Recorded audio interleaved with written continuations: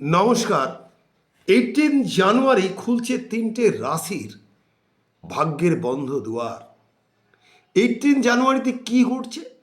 18 জানুয়ারিতে প্রথম 2026-এর অমাবস্যা, যেটা হচ্ছে মৌনী অমাবস্যা। এই মৌনী অমাবস্যায় মঙ্গল এবং বুধের সন্ধিক্ষণে একটা যোগ সৃষ্টি হচ্ছে। এই যোগে যে রাশিগুলো শনির সাড়ে বা ঢাইয়ায় ভুগছেন, অন্তত দায়িত্ব সহকারে দয়া করে শনি মন্দিরে একটু সর্ষের তেল দান করে আসুন। বিশেষ করে যারা শনির চাপে পড়ে কষ্ট পাচ্ছেন। তিনটে রাশি কারা?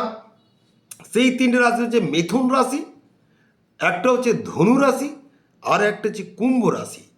ধনু রাশি বা কুম্ভ রাশি এদের শনির সাড়ে বা ঢাইয়া চললেও ট্রিমেন্ডাস রেজাল্ট পাবেন। দায়িত্ব সহকারে কাজটা করুন, যেটা বলছি, উপায়টা বলছি করুন, এবং তার সাথে পারলে একটুখানি বামনহাটের মূল, একটুখানি অনন্ত মূল এবং শ্বেতবেলা মূল ডালটা দয়া করে পড়ুন। প্রত্যেকে ভালো থাকুন। নমস্কার।